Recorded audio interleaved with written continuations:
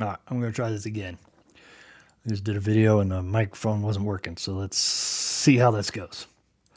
So anyway, what I'm talking about is orders. I was talking to somebody about orders, and they were it's just an observation I make that this game is it's a real cash economy game. This is Entropia Universe, and basically it's like $450 million of stuff that's cycled within the game every year. Now that's not the money that's coming in every year. That's people buy something and then they spend it and then they get loot and then they sell that loot. So the original ammo that you had is included in that, and then the sale of the loot that you have is included in that, and then the whatever the crafter does with that loot is included. So it's total turnover. So it's basically the money that turns over and turns over and turns over.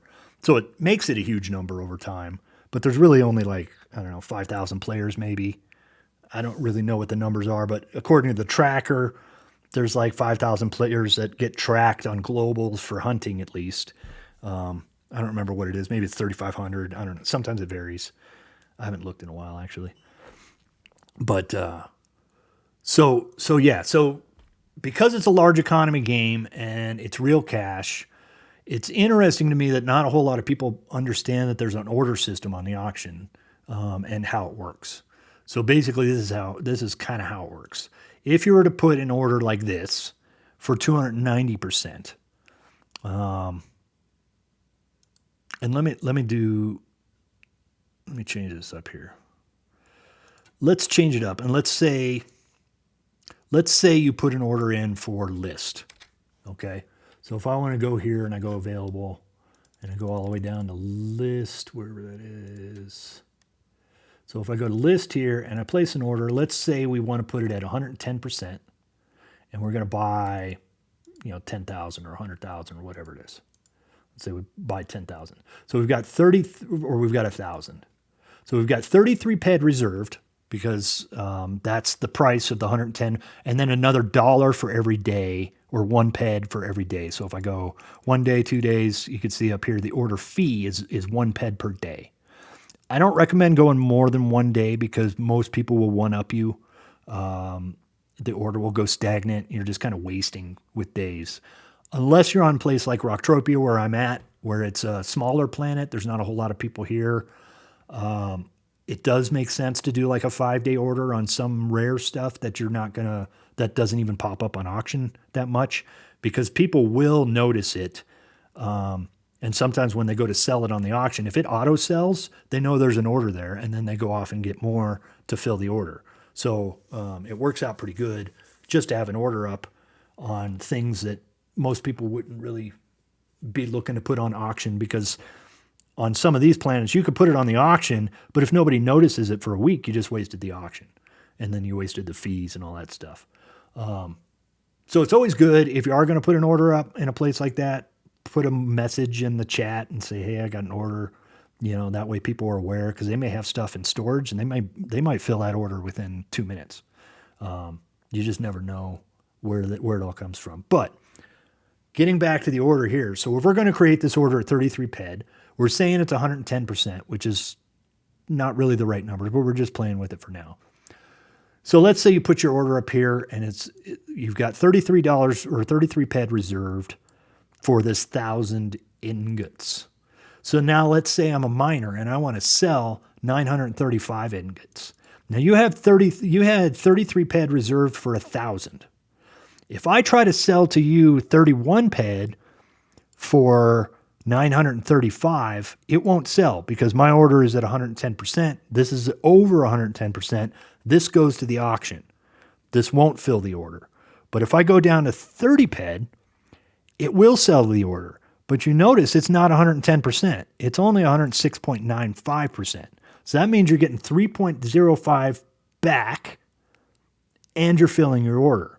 So basically, you would have an order left at 65 list would be the order, because out of 1,000, this is how much you're filling. And you only paid really 30 for this order. So you could cancel the order. Your order was 3 ped or 33 ped. So now you've got 3 ped back. So you got this at 106 instead of 110. So you got it at a lower rate and you get your ped back, and then you can go off and sell it at, if the market was like 108 or something, then you would make that margin back on that. Or realistically, if we're selling at 110, the market would be, the lowest price on auction would probably be something like 112, because you don't want to be over what the lowest price is on auction. So if it's 112 for your lowest, and you just bought it at 107, and the lowest is 112, that means you got a 5% margin just by playing with this by the order system. So list isn't a great example because the actual orders on this are like 102%. So I'm just using kind of BS numbers on that just to kind of give you an idea of the difference between 30 ped and 33. But there are other ones that are like this one. There's 433 ped or 433% on the lowest order that you've got. And you know, always do this filter here when you're in the auction, just to make sure that you're always getting the lowest at the top. And then that way you can see that 433 is the lowest. The highest order is 290. So if you jump in there with a 291% order, now most people are pretty smart. They're not going to sell at that kind of a difference. Before the price kind of rose pretty quickly, this kind of price would make sense. And these people are probably just doing it based off a spreadsheet or something that they've just got. That's what they buy at. Or they're not really realizing the difference that changed. But if you were to jump in here, put an order in at 380%. Now, if I'm a miner and I'm thinking, okay, well, I could sell this at 380% now, get my ped, go out and go mine where I know it's at anyway, I'm back to cycling. I'm tempted to go sell to that 380 order just to get my ped so I can go cycle and go get more. And I can keep the cycle going, because that's kind of the big key of the game is volume. It's not so much the percentage that you're getting. It's the volume you can create, whether you're clicking for things or not. So, if you put 380% order, somebody sells to you right away, you could still put it up here at 430 and you're making 50% still. So there's a magic number that's going to be to where it's tempting enough for a miner to sell to you right away so that they can go back and doing their thing, and what the bottom price is. So it's a little bit of playing with, but you can already see there's a huge, right here, it's 290 versus 433. That's a huge difference. If you could actually buy at 290 and sell at 433, that's fucking good. That's really, you can't complain about that. And yeah, so the other part of orders is that, well, I guess I kind of just explained that if you've got something that you need and there's an order. Now, this might not be the better example, but let's say we're at list. So you could see the lowest order is 103, but the orders that are here are 102. So I don't really want to waste, the only reason you'll see a lot of these up here is because they're big, chunky, 20,000, 13,000. But if you've only got like 1,000 list, I don't want to waste an auction slot trying to get my 103% that everybody else is one-upping all day long, when I could just sell it at 102 and be on my way. Because that's really the bigger part of it. And it's also how I do my crafting. And it's not really hurting me any, because there's like 5,000 items in the game or some shit that we can make. But my philosophy with crafting anyway, and a lot of people really don't like me because they want to set prices and they think it's all about the markup, and it's not really about the markup. I will lose markup willingly if I could sell more. So that's where I end up winning, is because in crafting anyway, the biggest gains you're going to get, or at least the where you make up your losses on, if you're losing 1 or 2% by being the cheapest always, the way you make up for that is you've got your globals and your Hoffs and your blueprints and your gems that come at random periods. But you don't get those without volume. You have to be able to keep clicking, because they'll just naturally come at some random, they just randomly happen, throughout just as you're clicking. So that's the key, is if you're not clicking, you're not going to get those. So if you can click the most you possibly can you end up getting more of those in the background. And even though you might be losing 1 or 2%, that makes up for it over the long haul. So I will willingly, most of the time, I end up dropping a market on an item just because there's new crafters or crafters who really don't understand the system, to where they will one-up you and try to sell for 1 ped less. And they'll keep doing that, but I'll keep doing that until to the point to where I'm more efficient crafter, to where I can still make it, even though I'm at a lower percentage, where there's gonna be a point to where they start losing money and they can't do it anymore. And then they're out of the market, and then it goes back to, I can raise the market because nobody else is in it. And then once people start realizing that that percentage is good again, but it's that window of opportunity between when you're the only guy and everybody else notices what your new markup is. It's that window of opportunity. You're the only guy selling because you've already pushed everybody out of the market until they realize that you push it back up to a reasonable, to something their skill can handle. Now that only really works for me. There's other players it works for too, but when you have high skill, your efficiency is better. So that's why that works that way. It's not I don't recommend doing that for, like, if you're just starting out. You need to have skill and you need to have good QR to have a good margin on your crafting. If you don't have that, you're competing with people that are just going to beat you. People like me who will just keep one-upping you all the way down the list until you're not profitable anymore. And that's just it's kind of a shitty way, but it's real cash, so it's a real cash game. What are you going to do? You got to make money. And if that's what it takes to make money, if you're the most efficient person, that's where your edge is. That's why skills are important in the game. That's why they have value. And that's why you want to keep getting them, is because after you get a bunch of skills, those bonuses, those globals, those HOFs increase even more on top of that. So that's more where the game is at, is in the volume of stuff that you can do and what you get within that volume, rather than the small percentages each time. Because if you're being the lowest person every time, and with amps it happens a lot, where, especially because let's say you list an amp, it takes 6 ped to list the amp. As soon a lot of times, and it's really competitive on a lot of these amps. So like a Terra 10 amp, you can list a whole page of amps at 6 ped an amp and have like 60 ped in auction fees.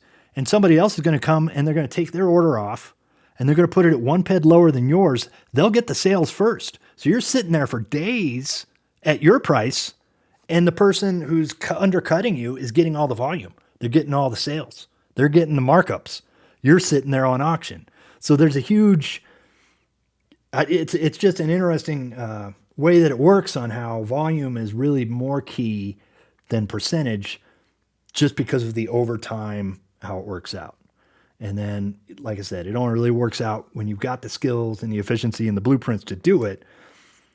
But once you do, it's really interesting. But even when you do, there's always other bigger players. I'm a big crafter. I craft, hundreds of thousands of dollars worth of stuff a year. And I'm not, there's other people that are much bigger than me as far as what they can craft volume wise. And that's another thing too, is a lot of times you'll see these guys that are making amps, and they'll have pages of amps for one avatar. And I don't recommend doing that. And here's why, is because you might have all these, like, let's say this person here, Kriana. So if Daniel comes in, and he does this a lot. This is actually one of the people that does it a lot. So this is just Terra Amp 6. Now these guys might be actually the same person. So that's the other thing about, because there's some people who grab an alt just for auctions. So the main crafters, sometimes you can see like somebody globaling nonstop on Terra Amp 8s. And then you see that the person listing it isn't the person who globaled on it. So what's happening there is maybe it's a social member or, a society, a friend, and then they make a ton of them and then they give a whole page of auction stuff to somebody else to fill up their auction. That's what you're competing with. And if you're playing legit, like I do, you're not going to ever really compete with that. So like when I do stuff, I will only do 2 of an item, but I can craft so many things that I can get away with this too, to where, you know, I can pretty much just pick whatever markups I want for the day. But you can see that I'm never going to have a full page of level 12s because of the fact that people are going to one-up me. If they've got a full page of stuff to beat my 3 sales, all they got to do is take 3 things off and make sure, you know, or 5 things, just put 5 things lower, and those 5 things will sell. They'll know they sold, they can relist them, and they'll always make sure that they beat me out. And that happens quite a bit, actually. Most of these are pretty low, but you can see here, this one was created 4 days ago because somebody was, sometimes the limited blueprints will come into value, and somebody will get a limited blueprint and they'll make a bunch, and those have a better efficiency, so they can actually afford to put them lower. And then like when I listed this 5 hours ago, at the time that I listed it, there was only a couple more left. So, you know, they come and go. Yeah. So there was only a couple, listed at that price anyway. So I just kept it at that. And, you know, sometimes it's worth one-upping. Sometimes it's not worth it. If you've only got one other competitor, usually you guys are going to be sharing sales. Sometimes with plates, like if there's 5, or if there's 4 plates here and you can make 5 more or 3 more to make a full set for armor, because it's 7 pieces for a set, then you can actually kind of share the market with somebody without taking up 7 auction slots. And that actually can work out pretty good on a lot of things like this, to where if you see, okay, there's 5, or there's 4, but somebody wants to buy a full set when they're looking, usually they're going to want to buy 7 at a time. So having 4 listed isn't really in your favor, because they don't want to buy 4 and just have 3 missing. That doesn't make, you know, most of the time they're going to wait until they can see 7. So if you put 3 in here and make a full set, that usually will mean this guy gets his sold, you get yours sold, then you guys are both back in business. You can start making more again. So there's a little bit of a symbiotic relationship that you can find with other crafters when you're listing, to kind of help each other out, to where you don't want to one-up them, because the moment you start playing that game, then you're competing with each other, and then you're both losing. At least until one of you gives up. That's my game mostly, is, you know, I'll do it until people give up. And there's a point to where people will break, and then it's my market until people realize, and then you're back to fighting them for your market. So it's an interesting game on, it's like PvP auction is what it is. But it's like a mini game within the game, in that there's a lot of different tactics on the auction that you could use, but orders, which was the point of this video, is something that people really should try to pay attention to, because it does kind of it does kind of surprise me, at least. Like, especially this Morpheus, you would think that somebody would have noticed by now that this is 433 and the lowest order is 290. If you put up an order at 380, you're probably going to get a bunch of people that just want to sell and cycle, you know? So it kind of blows my mind that people haven't even noticed this, you know? But that's the whole point, is I made that suggestion and somebody texted me and they're like, well, what do you mean by this order system? I've been playing the game forever. What do you mean? Like, what do you mean you get less percent, that you get your money back? And so I explained it to them, and they're like, wow, that's pretty amazing. I never realized it. There's a lot of opportunity there. And it's like, yeah, there is a lot of opportunity there, because, you know, even if you sold it at 380, you sell it at 433, you gained 50%. And if somebody sold it to you, and the way that it rounded, that maybe it sold at 365 instead of 380, that's another 15% that you got. You know, so it even adds up even more, because of the fact that the difference in the order that they place and the order that you placed, the rounding is going to give you a gain. And then you're already buying lower than the percent, so that's going to give you another gain. So it's a compounding kind of markup thing that I think everybody should know about. So anyway, that's the video. I hope you have a good day. Hopefully I didn't talk too much shit, because I ramble. But yeah, have a good day. Thanks.